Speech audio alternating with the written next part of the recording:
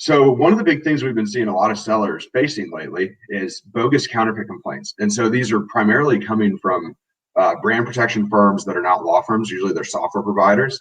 And so they're out there trying to offer a cheap solution to brands that want to get rid of basically retail arbitrage sellers and wholesale arbitrage sellers. But the brands don't want to spend the money to do it properly. And so they hire these software companies that masquerade as experts and removing sellers, when all they really do is they just end up hurting sellers, because what their process is, for the most part, is they file either bogus infringement complaints or they file bogus counterfeit complaints. What I'm going to talk about most here is going to be the counterfeit complaints, because those are the easiest to basically fight back against, whereas the infringement complaints are slightly harder. See, here's somebody right here. That's saying that, like they just last night are having an issue. So that's Denise, you're having an issue with a false counterfeit complaint. And it's probably coming from, more than likely, there's basically 4 major companies we've identified that really hurt sellers the most. And that's IncoPro, INCOPRO, IP Shark, Red Points, and Seller Compliance, which is a new one that just started popping up. So it's called Seller Compliance, and doesn't really give any specifics. Their website looks like it was made on GoDaddy, I think. So it's kind of even more sketchy than the rest. And those are the big ones. There's another one called Yellow, but we haven't seen them actually file any complaints against our sellers, at least. And that's out there as well. And so what these companies do is they try to, obviously they just go to brand registry and they file counterfeit. Well, the problem is that most of the products that people are selling are not actually counterfeit. So for instance, if you look at the Lanham Act, which is what counterfeit law is defined as, it's the same law that covers trademarks. So it's the Lanham Act. It says that in order to have a counterfeit product, you have to be making an identical good that is bearing the mark of another product. So think about like a Rolex. You're going to have a watch that looks like a Rolex. It has the Rolex logo. It's got the Rolex name, and yet it's counterfeit. Like, that's a legitimate counterfeit. However, putting a Rolex that you purchased at Target, I guess you're not going to purchase a Rolex at Target, but wherever you purchase a Rolex, and putting it for sale on Amazon doesn't make it counterfeit. And that's the big problem that we're seeing with these brands, because a company like Rolex might go out there and hire IncoPro, and then IncoPro is just going to start taking down all these sellers of legitimate products on the basis of counterfeit. So what's the main defense? Of course, all the retail arbitrage sellers know is that the first sale doctrine protects your right to sell legitimate goods in the United States, as long as the brand has not taken measures to basically differentiate. And that's called material difference doctrine, and it's a whole nother law section.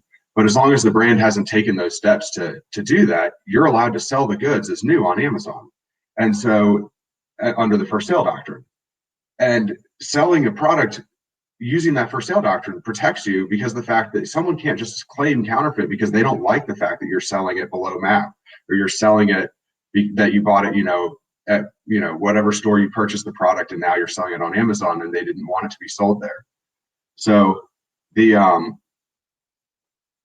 another comment here. So let's see. This one is I sell the product, but they don't like the pricing. So that's actually a really interesting one. I'm going to talk about later, is when does counterfeit complaints, when do they cross the line, and when is it wrong to actually be filing them? So for instance, let's talk right here. When you file a false brand registry complaint, not only are you violating Amazon terms of service, which says that you're not going to use brand registry to make false complaints. That's the first major issue that they're doing on the Amazon side. But on the legal side, they're actually violating the law. So there's 2 bodies of law that they're violating. There's trademark law, because they're making a false assertion of a counterfeit good, and it's not in good faith. And then they've also got the state tort laws. So by tort laws, people usually think of tort law as slip and fall or premises liability, because someone gets hurt at your property. But the reality is that tort law can also cover things like tortious interference. So your contract with Amazon is a contract, and by them making these false complaints, they're now interfering with that contract. And so that's called tortious interference. Another one that really gets affected by these false counterfeit complaints is called trade libel. So trade libel is when you make a statement, and it's usually among sellers. One seller is making a statement with the effect to harm another seller, and so that's called trade libel. Another common theory that's in many of the states is interference with economic relationships of a business. And then so that, basically says that, these claims are trying to interfere with your economic relationship with Amazon and the customers of Amazon. And lastly, there could be actually an antitrust component as well. So with, like Denise just mentioned, that they don't like her pricing. That's actually, if they're using brand registry to take you down because they don't like your pricing, that looks like price fixing. And they're trying to create a horizontal price maintenance agreement. And they're using Amazon brand registry to enforce it. That's actually against federal law for not just, the Lanham Act, because they're making a false counterfeit, but that's actually against, the Sherman and Clayton antitrust acts and all sorts of other antitrust laws that exist in federal and states. So like I said earlier, there's a couple firms that we're seeing that are doing these the most. There's IncoPro, there's IP Shark, Redpoints, and Seller Compliance are the big ones that are filing claims. But I know a lot of sellers come to us and they say, well, what do I do when I receive this email? And so there's usually two emails that they receive. Either they receive the complaint from Amazon saying that the brand has already filed a counterfeit complaint, filed this false counterfeit complaint, and so now either the ASIN or their account is suspended, or the other side of the equation is the brand sends out basically a cease and desist letter, probably not sent by a lawyer, and it's being sent by, especially if it's being sent by like IncoPro or IP Shark, and that cease and desist letter is going to say something along the lines of, give us your invoices of where you purchased the product, prove to us that you're selling legitimate goods, or we're going to file a complaint with Amazon. And so sellers come to us and they say, well, what do I do? And so then in order to fight back, it really takes, there's unfortunately no one size fits all policy. It'd be great if we always just said like, oh yeah, do X, Y, and Z every single time. But you have to think about it strategically, and it comes down to risk tolerance. So let's go with the first line or with the second, where you're getting the warning letter from, IncoPro or one of these other companies. So what do you do when you receive the warning letter and it's coming from one of these brand protection firms? That's your time that you can actually fight back and stand up to them. And unfortunately, what we see time and time again is that a lot of times sellers receive these letters and then they reach out to consultants and have their consultant reach out. And so when the consultants, which charge truthfully probably the same or more than what a law firm would charge, reaches out to IncoPro or IP Shark or Redpoints, that consultant's letter doesn't carry a whole lot of weight, especially when they start saying that we're going to do X, Y, and Z legal things against you. Because Redpoints and all them, they get these sort of nasty letters from sellers all the time. They know which ones are legitimate. Now, if they get it from a law firm, that's a whole nother story. They actually respect it. So you have two schools, two camps of thought.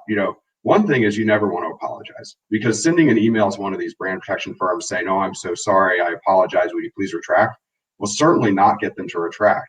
But if they are considering any further actions, like say they believe they have a case for viable litigation, now you've given them evidence that you knew what you're doing is wrong, or they could at least try to spin it that way because you're apologizing. So you don't want to, so the I'm sorry approach is never a good idea. We never tell sellers to say, I'm sorry to the brand, because it doesn't work out in their favor.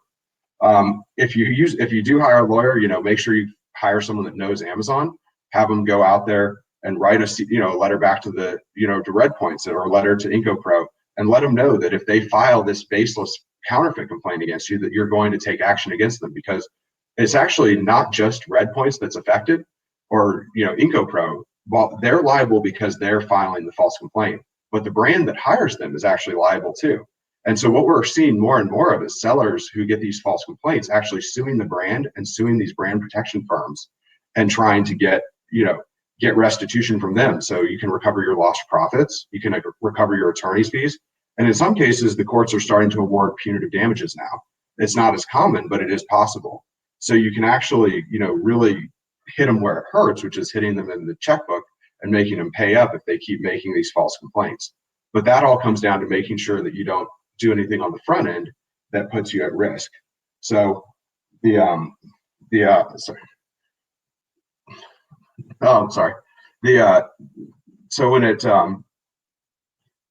so as far as other solutions, if you get a cease and desist letter from a law firm, that actually, you got to think about that one slightly differently. So for instance, there's a big firm out there that's named Voorhees. Almost every retail arbitrage seller has heard of Voorhees. They know the name. If you receive a letter from Voorhees, I'd say 90% of the time they've done their legal research and legal foundations to have those letters have some sort of bite. So the letters usually are going to claim something along the lines of tortious interference with the contract between the brand and their distribution partners, or they'll have something along the lines as well, of course, talking about trademark infringement and materially different. You want to read those letters carefully. Reach out to someone who knows the law. Lately I've been seeing there's one consultant out in the Amazon space that used to work at Amazon and is now out there touting it themselves as an intellectual property expert. That's actually the unauthorized practice of law. They didn't go to law school. They're not an intellectual property expert. Intellectual property law has been around since the country was founded. In fact, our Constitution established the United States Patent and Trademark Office. So just because we're in the wild west world with Amazon doesn't mean that intellectual property law, which has always been handled by lawyers, shouldn't be done by the consultants. No, this was not done to weed out competition. It's just educating consumers because of the fact that there are important considerations when you receive counterfeit complaints. Other IP things to consider: if you receive one of these lists from a letter, now what happens if you receive the letter from Amazon saying that one of these brand protection firms has actually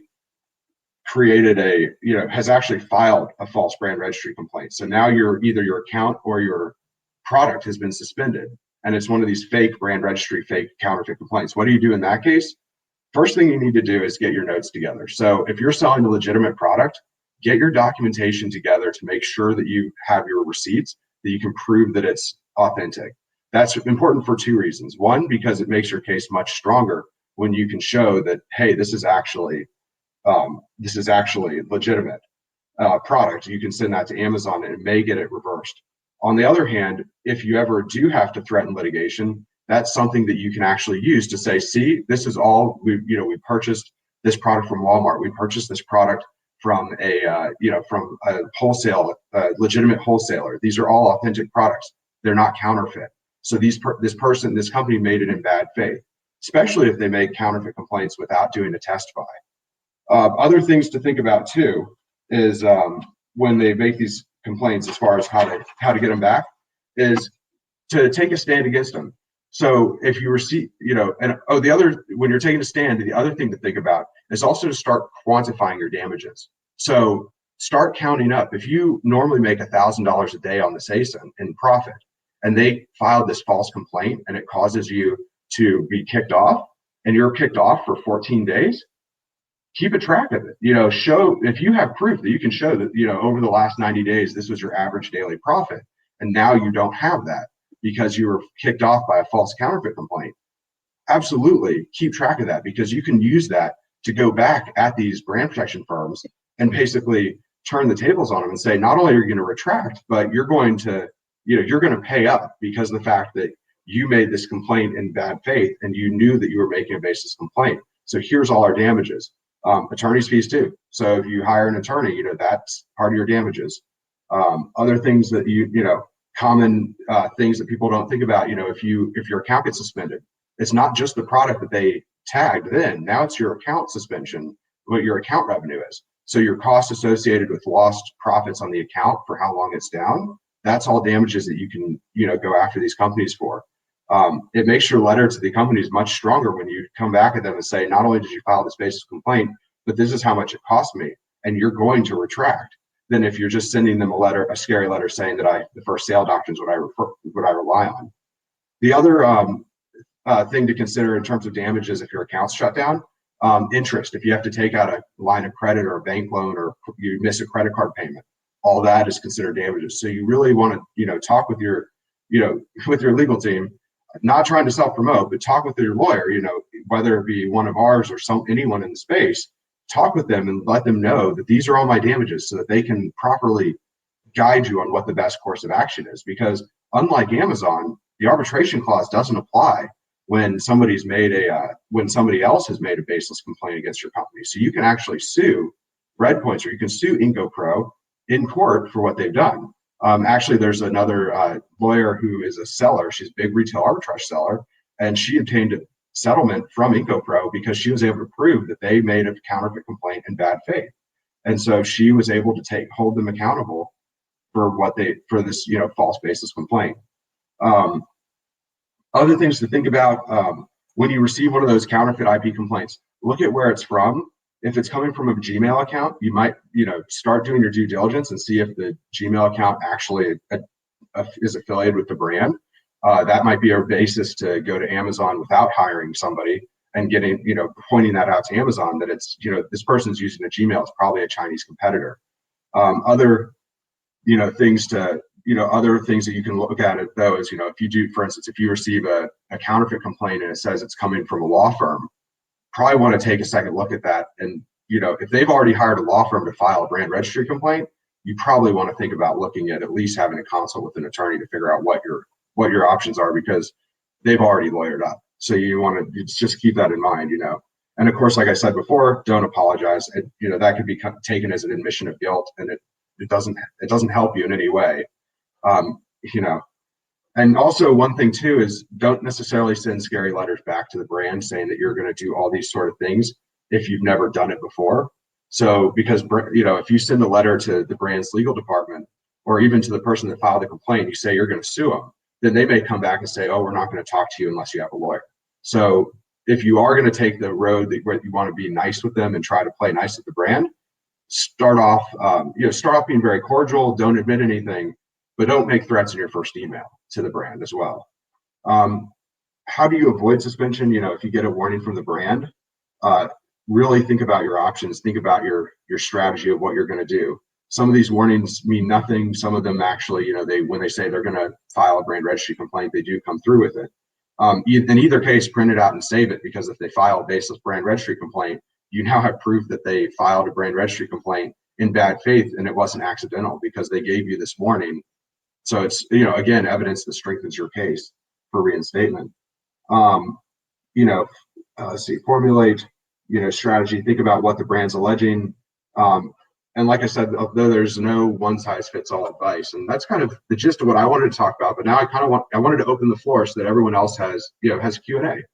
So looking down there, so I'm gonna go down here and see. It says, Denise, like you were talking about with pricing, that is an interesting one. Like I said, that could be considered an antitrust. And so especially if they're using brand registry, they should not be using brand registry to try to enforce MAP, because that's not right at all. As Paul says, a common mistake by non-litigators is making admissible statements. So a lawyer knows how to communicate with the other side without your statements becoming admissible. So that's really, something important to think about. Best advice to be proactive and avoid this from happening. So Ashley, what can you do to prevent this?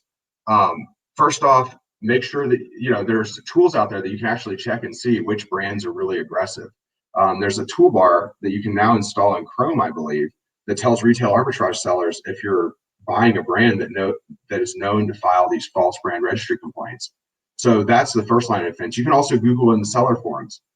Companies like Apple are very aggressive at protecting their IP. So, if you're thinking about selling an Apple branded product or an Apple cord or an Apple cell phone accessory or whatnot, probably want to stay away from it unless it's a non-Apple branded accessory.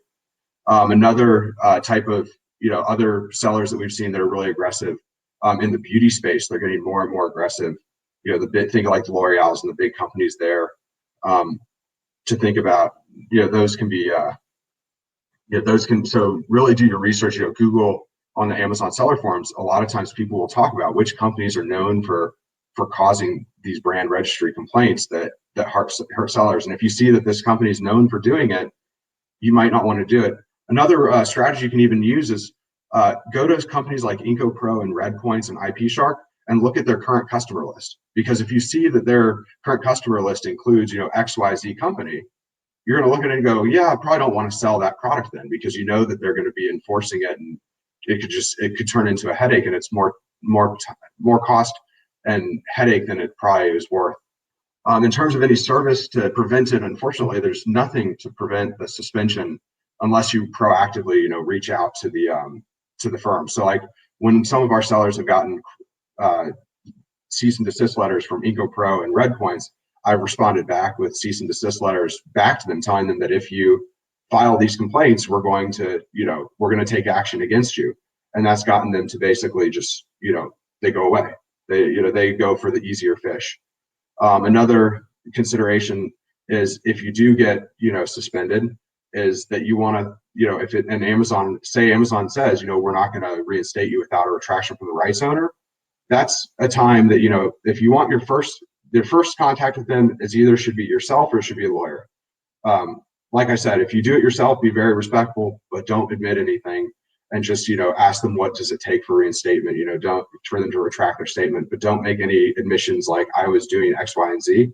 Otherwise, if you hire, any Amazon lawyer, they can, would be able to help you with that sort of, with writing the appropriate letter to IncoPro or Red Points and getting them to retract.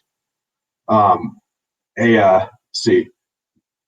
Can the same strategy be used towards the actual manufacturer? Absolutely. So it's not just, I talk about IncoPro and Red Points and all them because they're now offering this as basically a software as a service subscription where they just go on and monitor the brand's listings and file just bogus brand registry complaints. But absolutely, if a manufacturer is doing the same sort of thing, then you can absolutely, take the same sort of strategy of going after them. Because whether it's IncoPro or whether it's, the manufacturer themselves filing a fake brand registry complaint, if it's a fake counterfeit complaint, it's a fake counterfeit complaint, and they still have the same legal ramifications for filing that fake complaint. Sometimes we've seen some sellers that say like, oh, I'm going to report the brand to the State Bar Association, or I'm going to report the brand's lawyers to the State Bar Association. The problem with that is that the lawyers are just doing their job. So, and it's, as unfair as it is to sellers, reporting them to the State Bar is not going to do anything. So all you're doing is wasting your time, because the brands themselves, I guess, could report these lawyers to the bar, but they're probably not going to report their own employee to the bar. And otherwise, you have to have standing to report somebody. So there's no real standing for a seller to report them. So that, there's more effective avenues for you to go after. Let's see, a link to the companies that you've mentioned. Yeah, so I can certainly post a link for all the different, so you can see, the different companies there that we've, worked with, and with sellers. And as far as, do we help sellers that have happened? Absolutely. So we help sellers with all sorts of IP claims that, whether it be counterfeit or false trademark infringement, or even we've had a case recently where the Chinese competitor found a patent and then tried to resuscitate a patent from the past and used it to go after a private label seller, except for the patent owner was dead. So that's and his kids, we reached out to his kids, who of course would have inherited the patent, and they said they had no idea who was impersonating the father. So that, there is an element of doing some due diligence, because we uncovered that because of the fact that the email that we sent to the patent owner was, first off, it was to a Gmail address, not the company listed as owning the patent.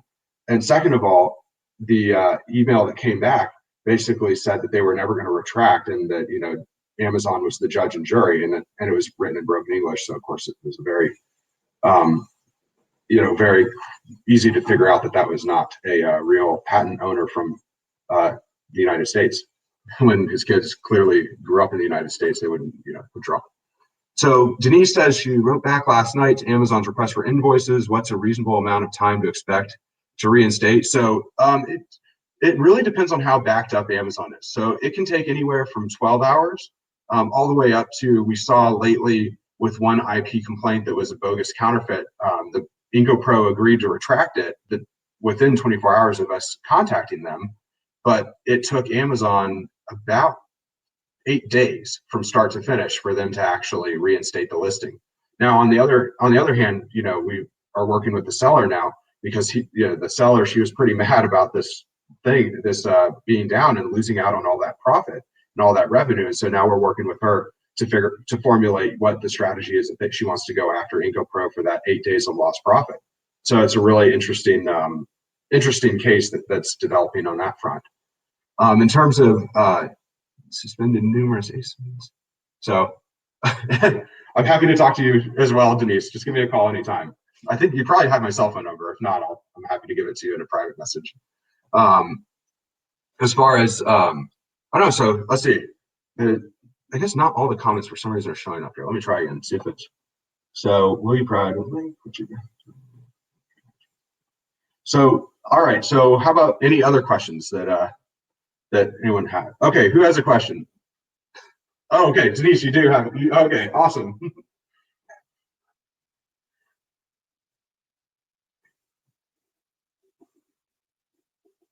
By the way, not counterfeit.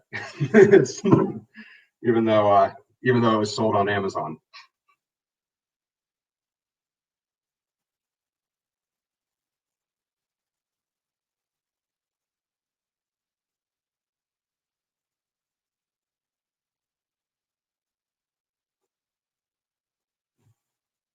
Sure, definitely. I'll send you.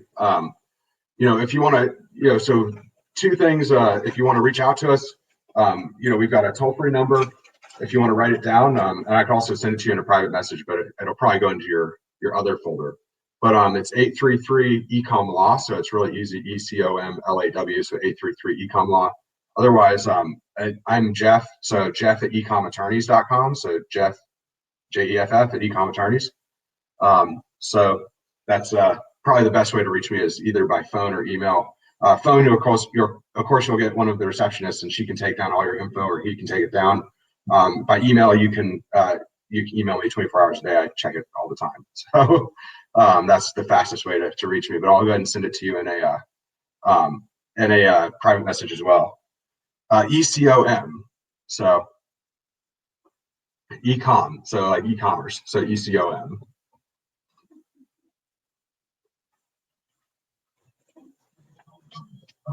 Let me try figure out how to respond.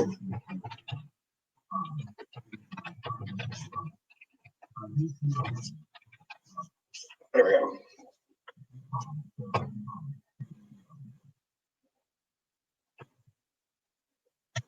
All right, so I'm back. Appreciate that.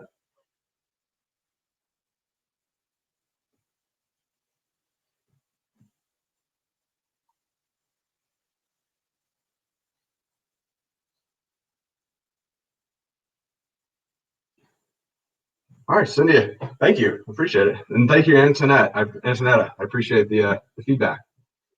So I don't know, does anyone have any more questions? I'm happy to answer questions. I kind of blocked out, like 30 to 45 minutes. So if anyone has any questions, feel free. You can, if you want to give me a call or send me an email, I'm happy to talk offline if you don't want to talk. And then if you want to post any questions on here for the next like 5 or so minutes, then I'm happy to answer them. And yeah, thanks, Ashley. I appreciate it. So I'm hoping to start doing more videos about what's happening about what we're seeing in the law firm, and obviously keeping stuff confidential that we can, but talking to the law firm of what's going on, so it's more of a heads up for sellers to know what's going on and what to expect and how to prepare for it and prevent issues from happening to them. Now, if there's a legit design patent in a non-USA country, will Amazon respect that? So no, so that's a big one too. And that's another big thing to think about with Amazon. So we've seen recently sellers who have service marks that they're trying to use for brand registry. And so maybe they received a service mark because their product, their website is, xyzimports.com, and they have XYZ Imports as their brand, but they have a service mark, which is different than a trademark. But they're both filed with the Patent and Trademark Office. So it's a legal distinction, but not a common sense distinction. So we've seen lately sellers who bring service marks from abroad and then try to use them in the United States on brand registry. And Amazon systems aren't smart enough to say that that's to catch that. But when they come to us, because they kick somebody off and somebody finds out, now all of a sudden we see it. It's the very first thing we use to reach out to Amazon and say, hey, this guy doesn't even have a trademark. He's got a service mark. And you can't use a service mark to enforce trademark rights. They're totally different things. Likewise, to answer Todd's question, if you have a non-US patent or a non-US trademark or even a non-US copyright, you can't use that in the United States because they're territory specific. So Amazon won't respect that IP Now, it's not to say that some seller's not going to send it into Amazon and get some, person at the very, low levels that's reviewing complaints to accept it, but you can certainly fight back against it because of the fact that if you don't have a trademark or a patent or design or utility patent in the United States or a copyright in the United States, you can't enforce those rights in the United States. So let's see, Matt, if someone files a false IP complaint, are they liable for all the profits lost from the time it's down? Yeah, they are. So from the time that you have that ASIN taken down to the time that the ASIN is reinstated, yeah, they're technically liable for all those lost profits if they filed the complaint in bad faith. If Amazon retracts and they take 10 days to reinstate, they're still liable for those 10 days because of the fact that it's under the doctrine of should have known, like it's foreseeable that this would happen, because it's not reasonable for a brand to assume that their complaint is going to be retracted the same day they put it in, that they retract it with Amazon. So under the doctrine of foreseeability, I like to explain this to sellers. There's a famous, bar prep question that I keep getting drilled into my head right now since I'm studying for the California bar, but it's a famous bar prep question that says, if you have some kids go out and they put oil on the sidewalk and they're intending for their mom to slip on it when she's carrying groceries, but instead this little 80-year-old lady slips on it and breaks her hip and then ends up with an infection, has all these like huge losses, what are they liable for? And the answer is they're liable for all of it. They're liable for all the time she didn't work. They're liable for all her doctor's visits, all her pain and suffering, because it was foreseeable that their actions of putting oil on the sidewalk would cause somebody to get hurt. It doesn't matter that she wasn't the intended victim.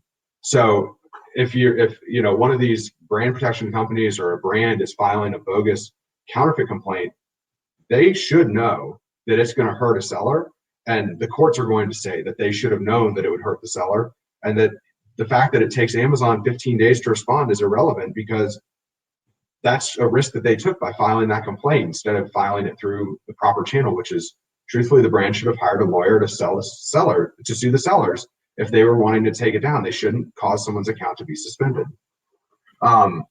See, some Chinese person registered my brand name as a trademark in China. I have it in the United States. We do see that happening more and more.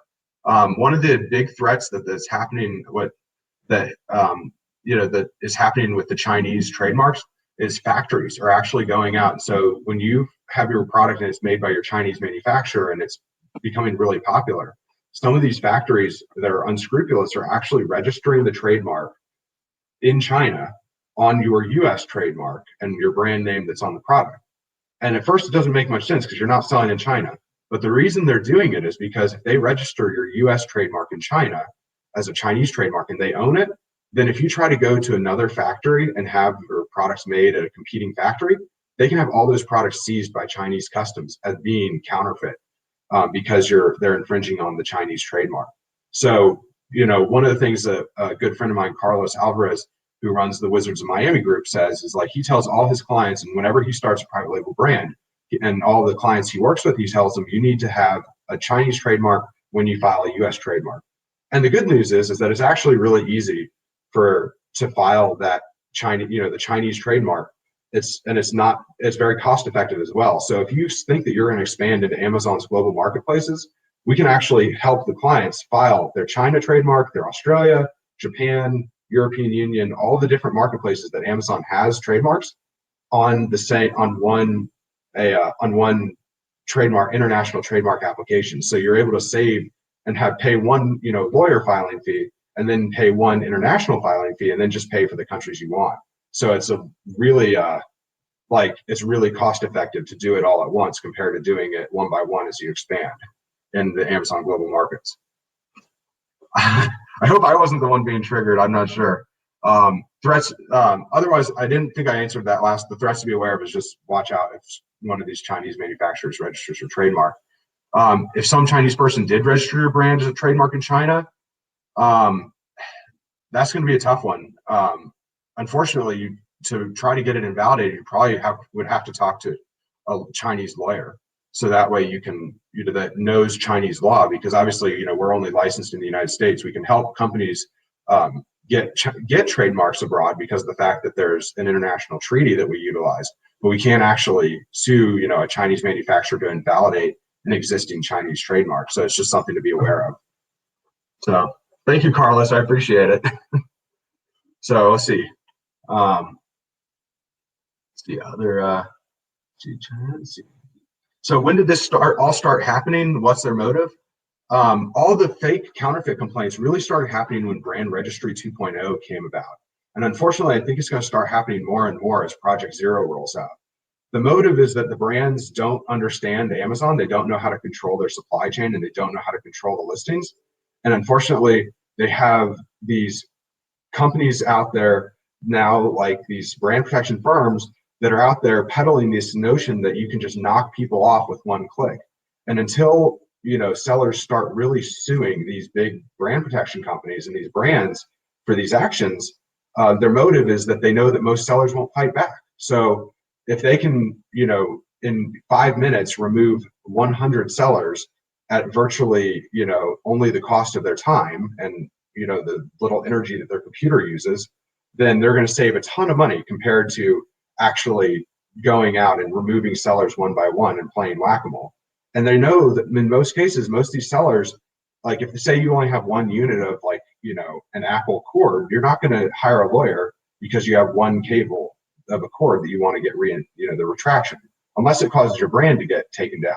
So they, in their minds, it's a risk-benefit analysis that they don't think they're going to get sued. And until sellers really start fighting back and suing these firms, that's the only thing that's going to stop them from these one-click, fake counterfeit complaints. In terms of doing this on a regular basis, I'd love to start doing these sort of webinars, once a week or more, just as we see interesting cases coming in, just because I think it's important for the community to know what's going on and to see how, what we're doing, how we're helping, and what we're seeing, and so they can avoid it themselves and know how to be prepared in case it does happen to them, so they're not having to reinvent the wheel if it happens. So yeah, I'd really like to start doing these on kind of like a weekly basis, just as we find stuff. So maybe I'll do a poll in the community to see what day and time works best for people, so we have a regular, scheduled webinar. So I guess any other questions from anyone?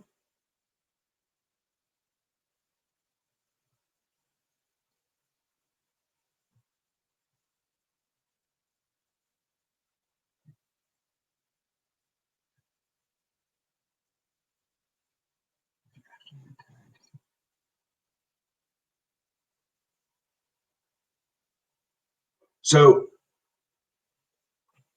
if you actually get tagged, is there a form that we can have that lets us know the information we have to provide the attorney? I guess, can you tell me more a little bit, Ashley, what you mean by that in terms of like a form? I guess if you get tagged, Amazon will send you an email that tells you exactly who filed the complaint and what rights are being asserted. So that's probably that's it. And then that's a great topic, Denise, in terms of price fixing. So we are working on trying to figure out what is the legality of Amazon's price fixing that they're doing right now, because the fair pricing policy that just went into effect was supposed to make the sellers not be penalized for having higher prices elsewhere. But instead of getting suspended, they're just taking away the buy box, which in most cases is a de facto suspension. Without saying too much, I know that we've been working with some other lawyers on these sort of antitrust issues going on. So at some point there'll be more information I can share publicly about what's going on as far as the price fixing. But it's a tricky, complex situation right now, because unfortunately with Amazon, they have a team of lawyers, like probably hundreds to thousands of lawyers that work there that can pretty much fight back against anything. So is it considered a fake counterfeit? So Carrie is asking, is it a fake counterfeit complaint if a brand asks you to prove authenticity by the product and you don't? And then, yeah, absolutely. So Carrie, if somebody asks you to prove authenticity of the product, you're not under any obligation via Amazon policy or law to actually to prove to them that your product's legitimate. The burden is on the person making the complaint. If they're making a complaint that is counterfeit, they're affirming, that they have done that analysis, that they've ordered your product, that they've tested it, that they've figured that it is 100% beyond the shadow of a doubt counterfeit. It's not your, business to prove to them. It's just like if you get pulled over by a cop for speeding, the cop can't force you to prove how fast you're going, so they're trying to force you to prove that your product's authentic when in reality, the burden of proof is on them to prove that it's not, because the assumption is that you're selling authentic products, and it's the brand owner or their brand protection firm that needs to actually prove that it's not authentic. Excuse me. So Walmart does the same thing. They set their pricing. They messed up twice. Yeah, it's Walmart's obviously growing marketplace. That's I didn't know that they were doing the same thing yet, though. That's the first time I've heard one of our sellers say that that's happening. So I guess it's a battle of the two giants, and whichever one gets taken down by regulators first, I guess is what I'll say on that one. Unfortunately, it's, they both they're so big that they think that they're too big to fail, and only time will tell what happens. It depends on how much consumers start fighting back against the abuses that they've taken with their size advantage in the marketplace. So in terms of supplier validation form, we don't have one like a supplier validation form that we've like written for clients. So we don't have anything to share like that yet. But if you send me a message, when I can talk more with you and see if it's something that I could develop to share with the group, because it might be something really helpful. So yeah, no, I know it's their policy, and I know they're trying to do that, but I guess the issue is whether it's legal. So sometimes companies will take on policies that are not quite, they're not quite legal. They think that it's okay, and then you get to the end of the day, someone actually challenges it and finds out that that policy that they thought was great really wasn't. You see that happening in California, where for years they thought that they could call themselves a marketplace and say that they're not the retailer, and then you have someone like Paul, where they filed that lawsuit on behalf of the Online Merchants Guild, and within weeks, Amazon has lobbied for marketplace facilitator legislation to take that liability off the table because they realized they probably were going to lose the case. Is Walmart support staff better at handling IP issues? To be quite honest, no one's ever brought one of the IP claims for Walmart to us yet, but I'm happy to take it on and see how it works. I'm not sure how they handle it. I know that with Walmart, they're still developing all their policies and procedures. They're kind of playing catch up to Amazon. So it seems like everything on Walmart's a couple years delayed. So they don't have a brand registry yet. They do have the DMCA takedown forms. They do have the IP takedowns, but they don't have anything nearly as sophisticated as eBay and Amazon, like with the verified rights owner that eBay has called Vero. And eBay is absolutely much better than Amazon at handling IP issues, because they really do care about the sellers on the platform. So that is one shining star, that eBay is very reasonable when you've got a claim, especially a fake claim coming in from somebody alleging counterfeit. So yeah, it's a bit early, because Walmart's. I haven't seen the latest statistics to know the adoption rate, but I know it's really, really low compared to like Amazon. If you look at the number of sellers, even if you look at the amount of software tools available for Walmart, they don't have nearly the amount of software tools like Feedback Whiz that you have, for instance, for sending reviews on Amazon. They don't have Feedback Whiz for Walmart yet, although I'm sure they're working on it.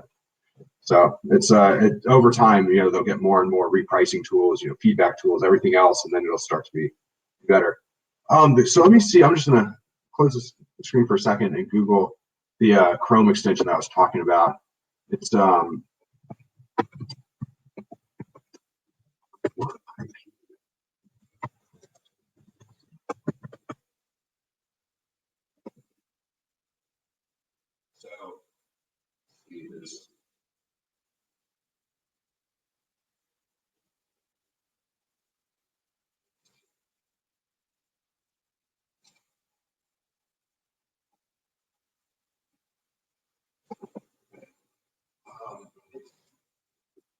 I think it's called IP Alert, is what I'm finding right off the bat. There's one called IP Alert. So is this brand known for? So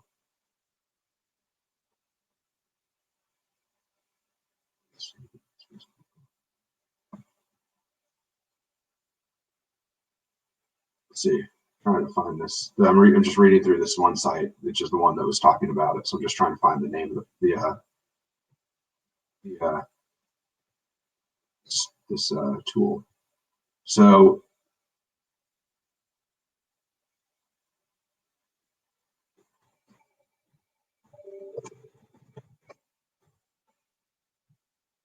So I guess there are a couple websites. I'll post one that I found that has a list of all the brands that are known for filing IP complaints. It's pretty long. So I'll send over this. I'll post this link. This one was also the one that talked about this website also talks about the Chrome extension, but it's not in this particular article. So I don't know. I'm not sure what the article. Oh, okay. So it is IP alert from Tactical Arbitrage. I believe that's what it is. So that's the one I read about. I've never used it, obviously, so I can't say if it works, and it probably, obviously it's also going to only work if people have reported. So if nobody makes the report, there's never going to be no one's going to know. So if you do use that extension and you get an IP complaint, make sure you send it in so they can keep developing it. But that's the one that I had read about, was IP alert from Tactical Arbitrage. So, and in terms of how it works, obviously I just can't, I've never used it, so I can't make any, I don't make any guarantees as to its accuracy. But from what I've heard, if you read the reviews on it, it seems like it's pretty good, and at least it gives you a baseline to start with, and so that you can, it's kind of like a knockout. You can rule out the people that right away flag on it. You still want to do due diligence, because just because it says that it's okay and because you can list it, still do a little bit of due diligence to make sure that you don't end up being hit with an IP claim, after the fact, if you could have found out that the brand does report just by doing a Google search. So I do a Google search too, just to be on the safe side. So, Paul, if the product wasn't authentic, then the product was authentic. Yeah. So Paul makes a great point.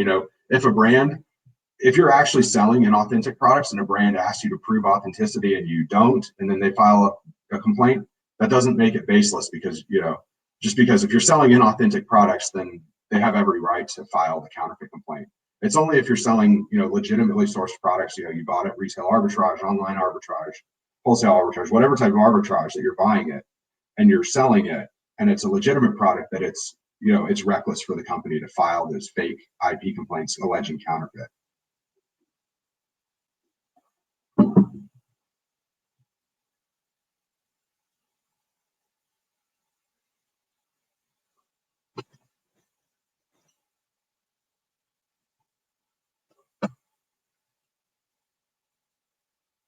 All right. Well, I appreciate everyone's time.